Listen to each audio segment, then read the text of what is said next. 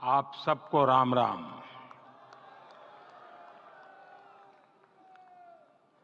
आज हमारे राम आ गए हैं।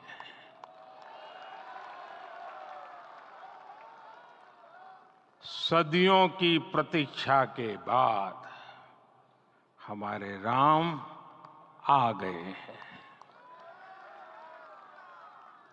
सदियों का अभूतपूर्व धैर्य, अनगिनत बलिदान, त्याग और तपस्या के बाद हमारे प्रभु राम आ गए हैं।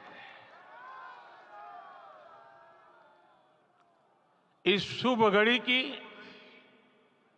आप सभी को, समस्त देशवासियों को बहुत बहुत बधाई।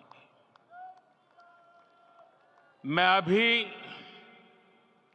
गर्भगृह में ईश्वरीय चेतना का साक्षी बनकर आपके सामने उपस्थित हुआ हूं। कितना कुछ कहने को है, लेकिन कंठ अवरुद्ध है। मेरा शरीर अभी भी स्पंदित है, चित्त अभी भी उस पल में लीन है।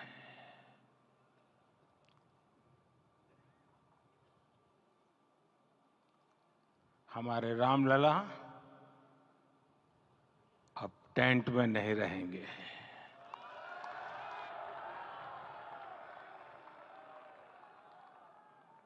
हमारे रामलला अब इस दिव्य मंदिर में रहेंगे। मेरा पक्का विश्वास है, अपार श्रद्धा है कि जो घटित हुआ है, इसकी अनुभूति देश के, विश्व के कोने कोने में राम भक्तों को हो रही होगी। ये क्षण अलौकिक है, ये पल पवित्रतम है। ये माहौल, ये वातावरण, ये ऊर्जा, ये घड़ी प्रभु श्री राम का हम सब पर आशीर्वाद है। 22 जनवरी 2024 का ये सूरज एक अद्भुत आभा लेकर आया है। 22 जनवरी 2024 ये कैलेंडर पर लिखी एक तारीख नहीं, ये एक नए काल चक्र का उद्गम है।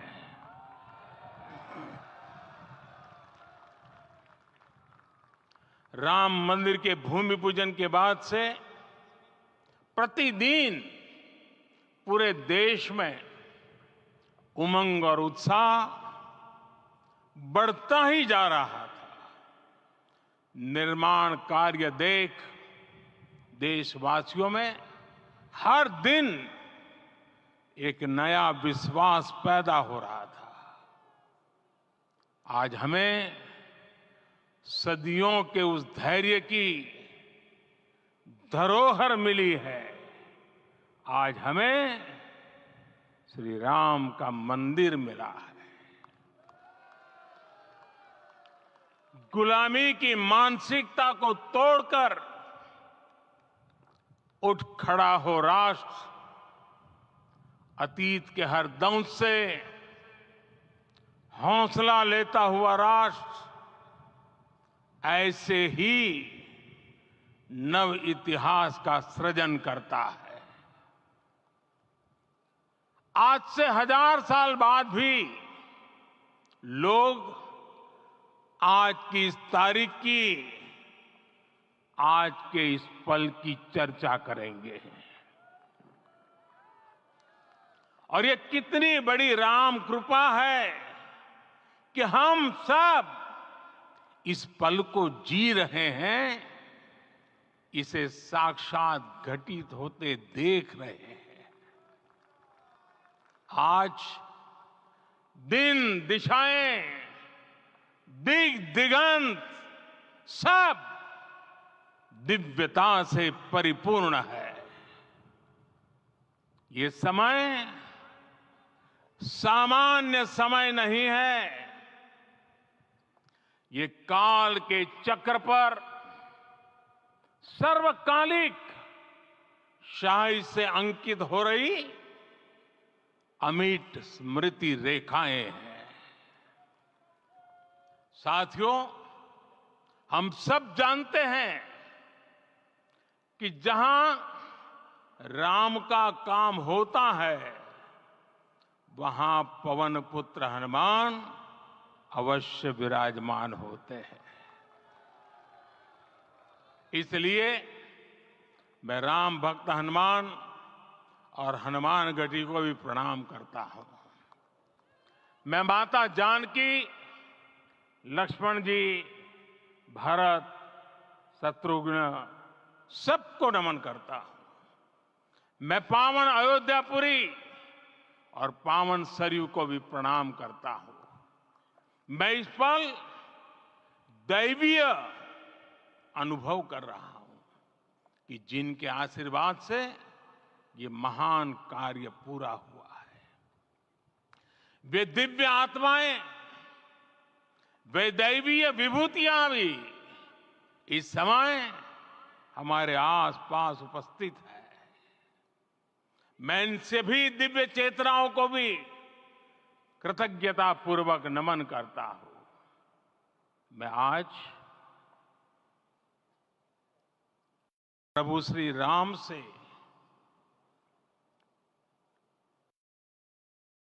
क्षमा याचना भी करता हूं। हमारे पुरुषार्थ, हमारे त्याग, तपस्या में कुछ तो कमी रह गई होगी कि हम इतनी सदियों तक ये कार्य कर नहीं पाए। आज वो कमी पूरी हुई है।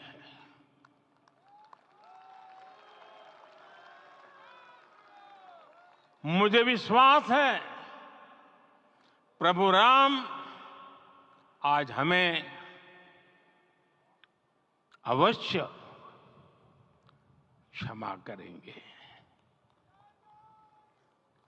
मेरे प्यारे देशवासियों, त्रेता में राम आगमन पर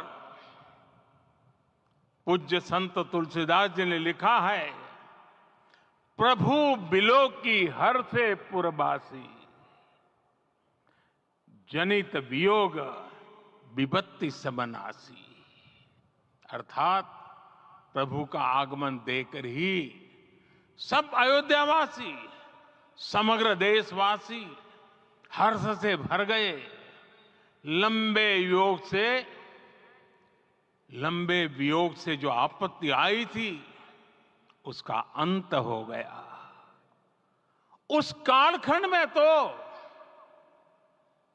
वो वियोग केवल 14 वर्षों का था। तब भी इतना असह्य था। इस युग में तो अयोध्या और देशवासियों ने सैकड़ों वर्षों का वियोग सहा है। हमारी कई कई पीढ़ियों ने वियोग सहा है। भारत के तो संविधान में उसकी पहली प्रति में भगवान राम विराजमान है। संविधान के अस्तित्व में आने के बाद भी दशकों तक प्रभु श्री राम के अस्तित्व को लेकर कानूनी लड़ाई चली। मैं आभार व्यक्त करूंगा भारत की न्यायपालिका का, जिसने न्याय की लाज रख ली।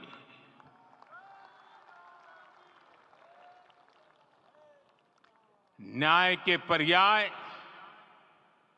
प्रभु राम का मंदिर भी न्यायबद्ध तरीके से ही बना।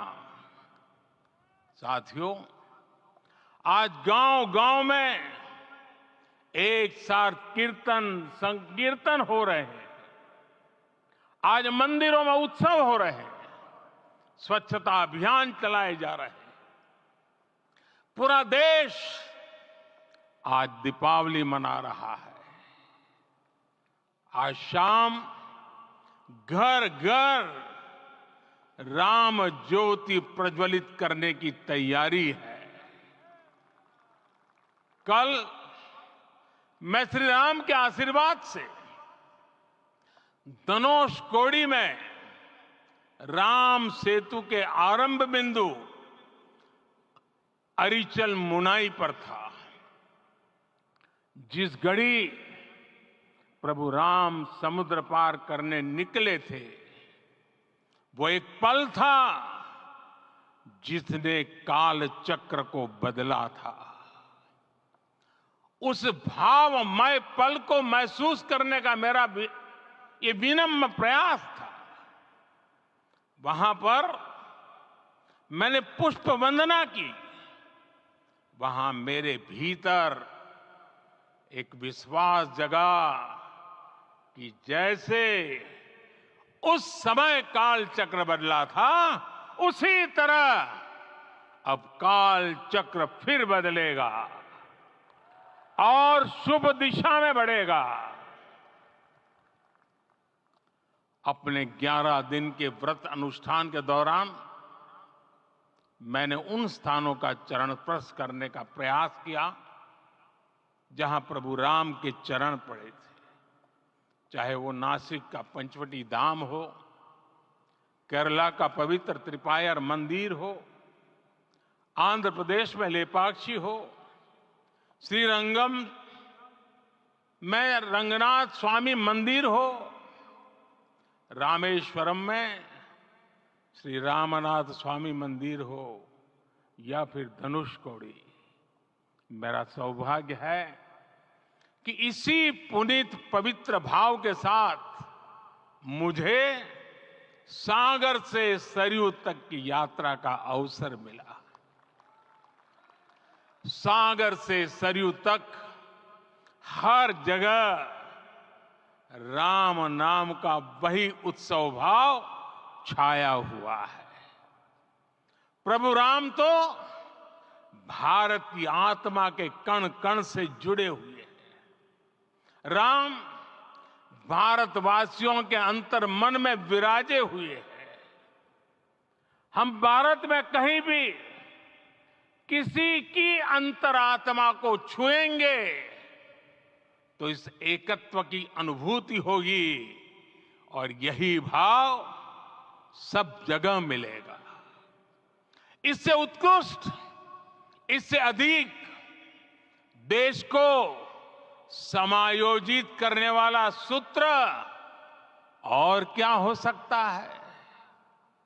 मेरे प्यारे देशवासियों, मुझे देश के कोने कोने में अलग अलग भाषाओं में रामायण सुनने का अवसर मिला है, लेकिन विशेषकर पिछले 11 दिनों में रामायण अलग अलग भाषा में अलग राज्यों से मुझे विशेष रूप से सुनने का मौका मिला।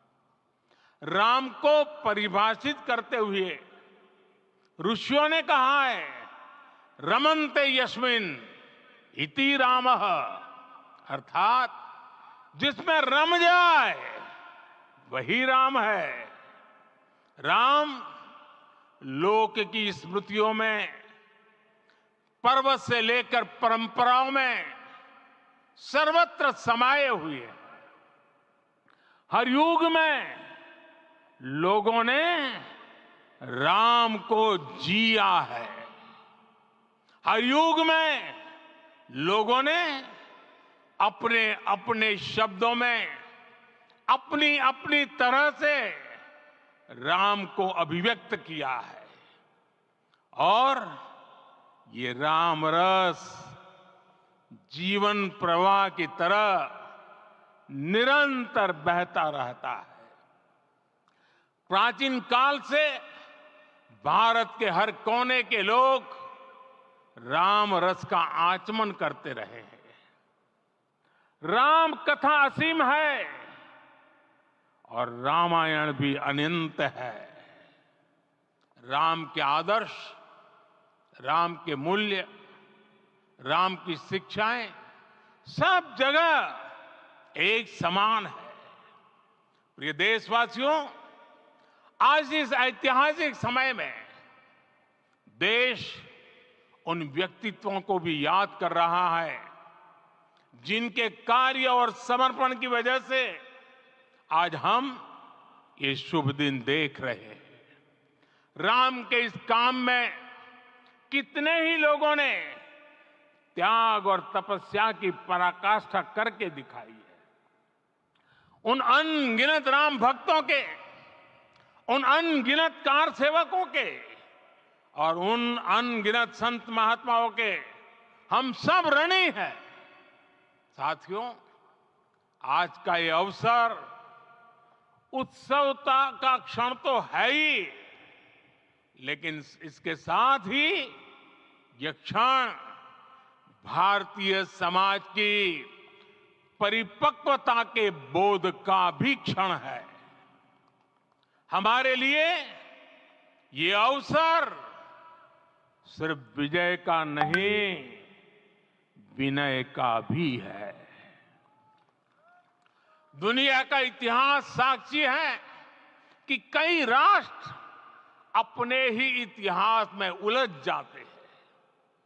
ऐसे देशों ने जब भी अपने इतिहास की उलझी हुई गांठों को खोलने का प्रयास किया, उन्हें सफलता पाने में बहुत कठिनाई आई, बल्कि कई बार तो पहले से ज्यादा मुश्किल परिस्थितियां बन गई।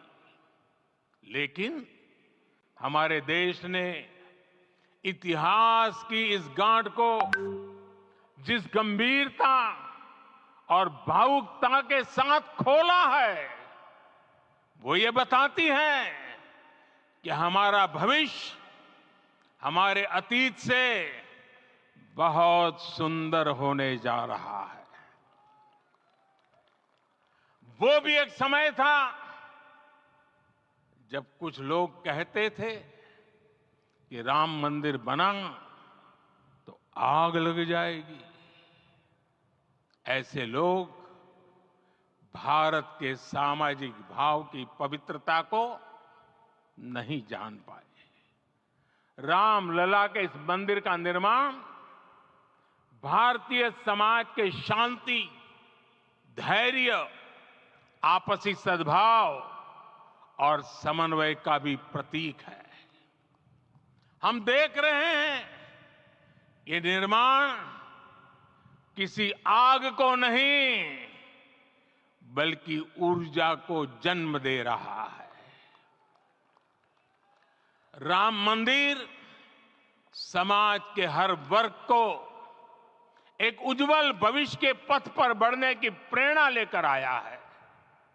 मैं आज उन लोगों से आह्वान करूंगा, आइए आप महसूस कीजिए, अपनी सोच पर पुनर्विचार कीजिए। राम आग नहीं है, राम ऊर्जा है। राम विवाद नहीं, राम समाधान है। राम सिर्फ हमारे नहीं है, राम तो सबके हैं। राम वर्तमान नहीं, सिर्फ वर्तमान ही नहीं, राम अनंत काल है। साथियों, आज जिस तरह राम मंदिर प्राण प्रतिष्ठा के इस आयोजन से पूरा विश्व जुड़ा हुआ है, उसमें राम की सर्वव्यापकता के दर्शन हो रहे हैं। जैसा उत्सव भारत में है, वैसा ही अनेक देशों में है। आज अयोध्या का यह उत्सव रामायण की उन वैश्विक परंपराओं का भी उत्सव बना है। रामलला की ये प्रतिष्ठा वसुधैव कुटुंबकम के विचार की भी प्रतिष्ठा है। साथियों, आज अयोध्या में केवल श्री राम के विग्रह रूप की प्राण प्रतिष्ठा नहीं हुई है, ये श्री राम के रूप में साक्षात भारतीय संस्कृति के प्रति अटूट विश्वास की भी प्राण प्रतिष्ठा है। ये साक्षात मानवीय मूल्यों और सर्वोच्च आदर्शों की भी प्राण प्रतिष्ठा है। इन मूल्यों की, इन आदर्शों की आवश्यकता आज संपूर्ण विश्व को है। सर्वे भवन्तु सुखिनः, ये संकल्प हम सदियों से दोहराते आए हैं। आज उसी संकल्प को राम मंदिर के रूप में साक्षात आकार मिला है। ये मंदिर मात्र एक देव मंदिर नहीं है, ये भारत की दृष्टि का, भारत के दर्शन का, भारत के दिग्दर्शन का मंदिर है। ये राम के रूप में राष्ट्र चेतना का मंदिर है। राम भारत की आस्था है, राम भारत का आधार है, राम भारत का विचार है, राम भारत का विधान है, राम भारत की चेतना है, राम भारत का चिंतन है, राम भारत की प्रतिष्ठा है, राम भारत का प्रताप है, राम प्रवाह है, राम प्रभाव है, राम नेति भी है, राम नीति भी है, राम नित्यता भी है, राम निरंतरता भी है, राम विभु है, विशद है, राम व्यापक है, विश्व है, विश्वात्मा है। और इसलिए जब राम की प्रतिष्ठा होती है तो उसका प्रभाव वर्षों या शताब्दियों तक ही नहीं होता, उसका प्रभाव हजारों वर्षों के लिए होता है। महर्षि वाल्मीकि ने कहा है, राज्यम 10 सहस्त्राणि प्राप्य वर्षाणि राघव, अर्थात राम 10,000 वर्षों के लिए राज्य पर प्रतिष्ठित हुए, यानी हजारों वर्षों के लिए राम राज्य स्थापित हुआ। जब त्रेता में राम आए थे तब हजारों वर्षों के लिए राम राज्य की स्थापना हुई थी। हजारों वर्षों तक राम विश्व पथ प्रदर्शन करते रहे थे। और इसलिए मेरे प्यारे देशवासियों, आज अयोध्या भूमि हम सभी से, प्रत्येक राम भक्त से, प्रत्येक भारतीय से कुछ सवाल कर रही है। श्री राम का भव्य मंदिर तो बन गया, अब आगे क्या? सदियों का इंतजार तो खत्म हो गया, अब आगे क्या? आज के इस अवसर पर जो दैवीय आत्माएं हमें आशीर्वाद देने के लिए उपस्थित हुई हैं, हमें देख रही हैं, उन्हें क्या हम ऐसे ही विदा करेंगे? नहीं, कदापि नहीं।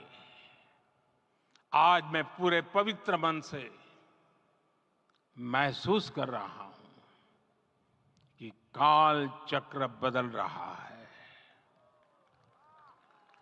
ये सुखद संयोग है कि हमारी पीढ़ी को एक कालजयी पथ के शिल्पकार के रूप में चुना गया है। 1000 वर्ष बाद की पीढ़ी राष्ट्र निर्माण के हमारे आज के कार्यों को याद करेगी। इसलिए मैं कहता हूं, यही समय है, सही समय है। हमें आज से, इस पवित्र समय से अगले 1000 साल के भारत की नींव रखनी है। मंदिर निर्माण से आगे बढ़कर अब हमें सभी देशवासी यहीं इस पल से समर्थ, सक्षम, भव्य, दिव्य भारत के निर्माण की सौगंध लेते हैं।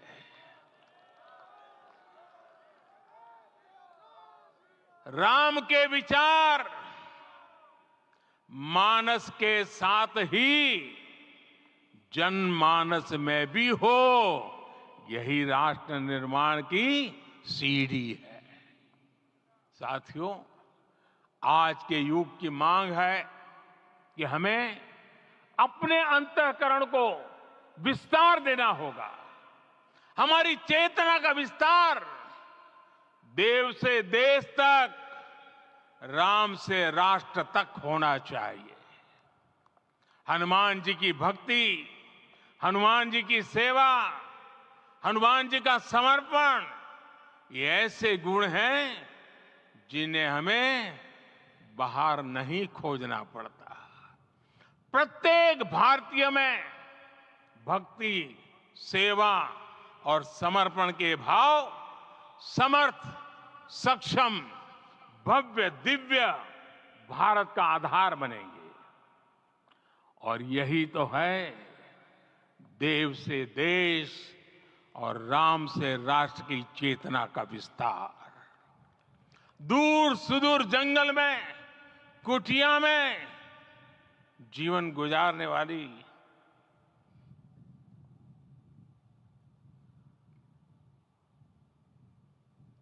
मेरी आदिवासी मां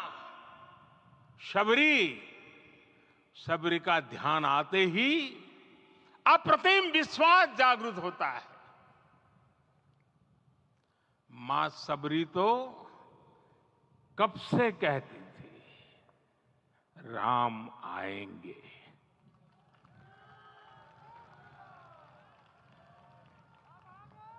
प्रत्येक भारतीय में जन्मा यही विश्वास समर्थ, सक्षम, भव्य भारत का आधार बनेगा। और यही तो है देव से देश और राम से राष्ट्र की चेतना का विस्तार। हम सब जानते हैं कि निषाद राज की मित्रता सभी बंधनों से परे है। निषाद राज का राम के प्रति सम्मोहन, प्रभु राम का निषाद राज के लिए अपनापन कितना मौलिक है। सब अपने हैं, सभी समान है। प्रत्येक भारतीय में अपनत्व की, बंधुत्व की ये भावना समर्थ, सक्षम, भव्य, दिव्य भारत का आधार बनेगी। और यही तो है देव से देश और राम से राष्ट्र की चेतना का विस्तार। साथियों, आज देश में निराशा के लिए रत्ती भर भी स्थान नहीं है। मैं तो बहुत सामान्य हूं, मैं तो बहुत छोटा हूं। अगर कोई ये सोचता है तो उसे गिलहरी के योगदान को याद करना चाहिए। गिलहरी का स्मरण ही हमें हमारी इस हिचक को दूर करेगा, हमें सिखाएगा कि छोटे बड़े हर प्रयास की अपनी ताकत होती है, अपना योगदान होता है। और सबके प्रयास की यही भावना समर्थ, सक्षम, भव्य, दिव्य भारत का आधार बनेगी। और यही तो देव से देश और राम से राष्ट्र की चेतना का विस्तार। साथियों, लंकापति रावण प्रकांड ज्ञानी थे, अपार शक्ति के धनी थे, लेकिन जटायु जी की मूल्य निष्ठा देखिए। वे महाबली रावण से भिड़ गए। उन्हें भी पता था कि वो रावण को परास्त नहीं कर पाएंगे, लेकिन फिर भी उन्होंने रावण को चुनौती दी। कर्तव्य की यही पराकाष्ठा समर्थ, सक्षम, भव्य, दिव्य भारत का आधार है। और यही तो है देव से देश और राम से राष्ट्र की चेतना का विस्तार। आइए हम संकल्प लें कि राष्ट्र निर्माण के लिए हम अपने जीवन का पल पल लगा देंगे। राम काज से राष्ट्र काज, समय का पल पल, शरीर का कण कण राम समर्पण को राष्ट्र समर्पण के ध्येय से जोड़ देंगे। मेरे देशवासियों, प्रभु श्री राम की हमारी पूजा विशेष होनी चाहिए। ये पूजा स्व से ऊपर उठ करके समष्टि के लिए होनी चाहिए। ये पूजा अहम से उठकर वयम के लिए होनी चाहिए। प्रभु को जो भोग चढ़ेगा वो विकसित भारत के लिए हमारे परिश्रम की पराकाष्ठा का प्रसाद भी होगा। हमें नित्य पराक्रम, पुरुषार्थ, समर्पण का प्रसाद प्रभु राम को चढ़ाना होगा। इनसे नित्य प्रभु राम की पूजा करनी होगी, तब हम भारत को वैभवशाली और विकसित बना पाएंगे। मेरे प्यारे देशवासियों, ये भारत के विकास का अमृत काल है। आज भारत युवा शक्ति की पूंजी से भरा हुआ है, ऊर्जा से भरा हुआ है। ऐसी सकारात्मक परिस्थितियां फिर न जाने कितने समय बाद बनेगी। हमें अब चूकना नहीं है, हमें अब बैठना नहीं है। मैं अपने देश के युवाओं से कहूंगा, आपके सामने हजारों वर्ष की परंपरा की प्रेरणा है। आप भारत की उस पीढ़ी का प्रतिनिधित्व करते हैं जो चांद पर तिरंगा लहरा रही है। वो 15 लाख किलोमीटर की यात्रा करके सूर्य के पास जाकर मिशन आदित्य को सफल बना रही है। जो आसमान में तेजस और सागर में विक्रांत का परचम लहरा रही है। अपनी विरासत पर गर्व करते हुए आपको भारत का नव प्रभात लिखना है।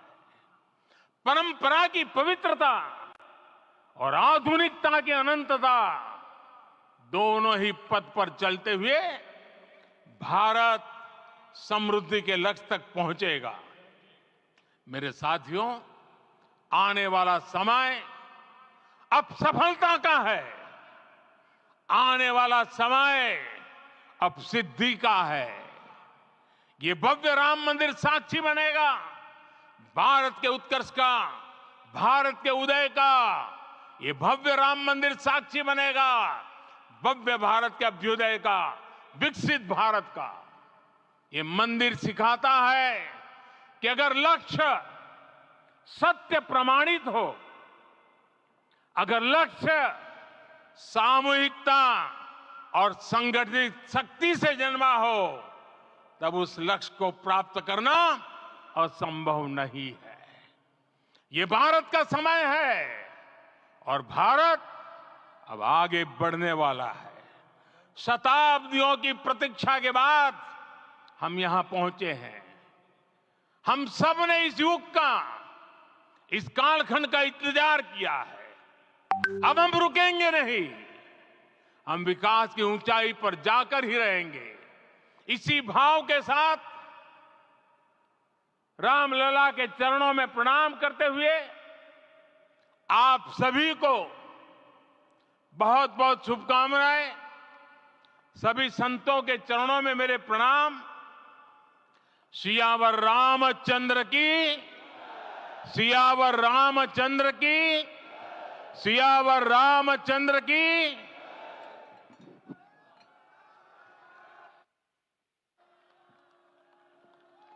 मैं आपसे निवेदन करूंगा, अभी थोड़ा आसन ग्रहण करिए। माननीय प्रधानमंत्री जी यहाँ से कुबेर टीला की ओर प्रस्थान करेंगे।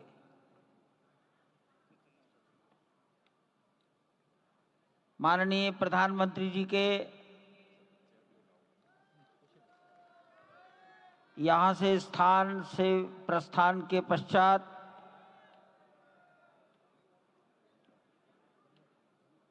हमारे महंत नृत्य गोपाल दास जी के शिष्यगणों से निवेदन करूंगा, मंच पर आकर उनको नीचे की ओर ले जाए।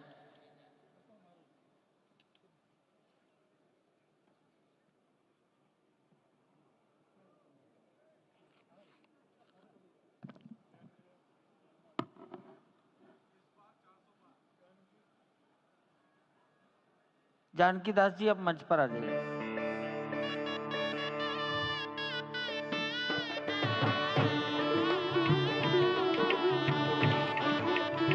माननीय मोहन राव जी, भैया जी कहीं मिलेंगे।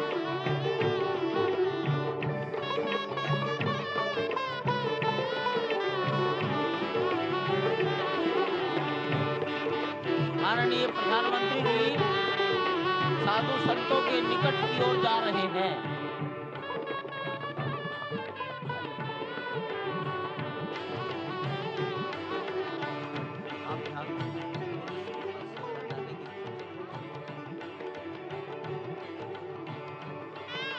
माननीय प्रधानमंत्री जी बहुत निकट पहुंच गए हैं संत महापुरुषों के।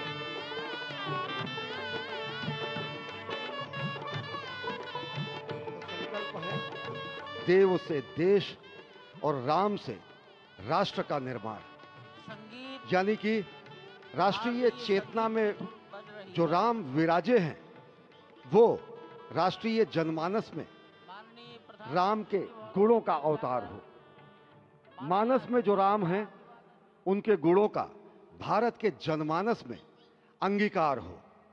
निश्चित तौर से राष्ट्र निर्माण के 1000 वर्षों का जो स्वप्न प्रधानमंत्री नरेंद्र मोदी ने दिखाया है वह निश्चित तौर से पूरी दुनिया के सामने भारत भारतीयता को नए रूप में व्याख्यायित करता है, सनातन संस्कृति को नए स्वरूप में व्याख्यायित करता है। हमारी ही संस्कृति कहती है संगच्छध्वम संवदध्वम संवो मनांसि जानताम। हमारी ही संस्कृति कहती है सहना भवतु सहनौ भुनक्तु।